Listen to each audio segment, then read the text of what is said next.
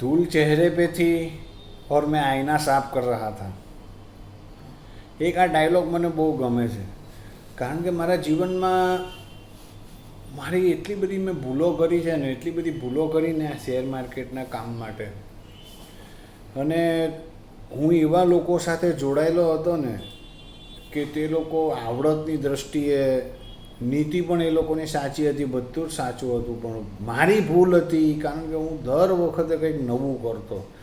જ્યારે પણ કમાવાનો સમય આવે ને ત્યારે હું માર્કેટની બહાર બેસતો, મારા કર્મોને આધીન.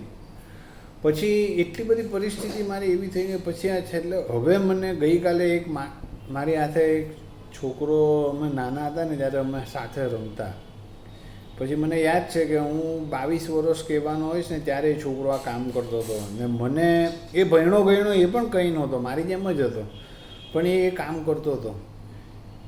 મને શેરબજારના સની પણ ખબર નહીં ત્યારે. હવે અત્યારે ગઈકાલે મને દવાખાને મળ્યો ને ત્યારે મને વાત કરતો હતો કે કંઈક 7 કરોડ રૂપિયાના ઘરમાં રહી છે અડાજણમાં, અને હજુ પણ એ જ કામ કરે છે.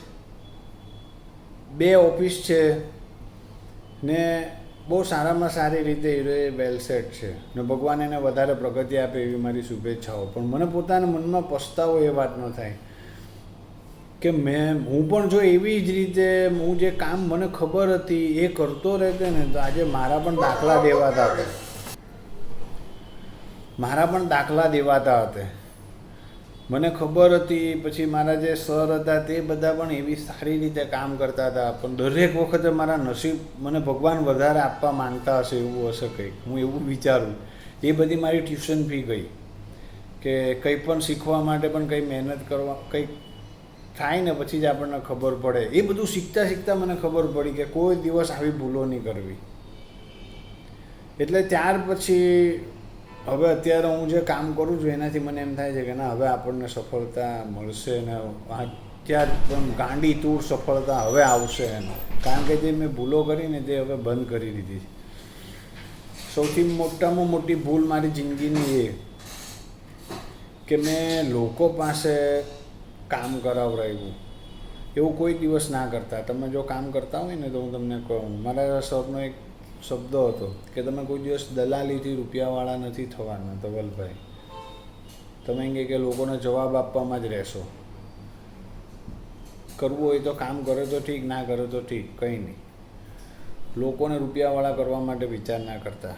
પછી સૌથી બીજી વાત, એક જ વસ્તુમાં કામ કર્યા કરવાનું, એટલે એને છેડવાનું નહીં. તમે ટ્રેડિંગ કરતા હોય તો ટ્રેડિંગ જ કર્યા કરવાનું ને, ઇન્વેસ્ટમેન્ટનું જે હોય તે ઇન્વેસ્ટમેન્ટ જ. પછી આમાંથી ઇન્વેસ્ટમેન્ટ કાઢી લઉં ને આમાંથી ટ્રેડિંગમાંથી કાઢી લઉં ને એવું બધું નહીં. જે જેમ ચાલે તેમ ચાલવા દેવાનું.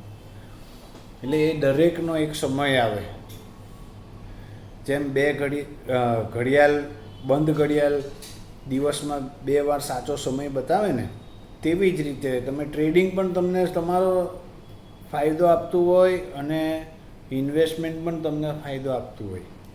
એટલે તમે હારી થાકીને બહાર નીકળો, અંદર જાઓ, બહાર નીકળો, તેજી આવી લાવો, કમાઈ લો, મંદી આવી લાવો, બહાર નીકળી જાઓ, એવું બધું કંઈ કરતા નહીં. અંદર ચાલુ જ રાખજો તમારું કામ, રૂપિયા બનશે.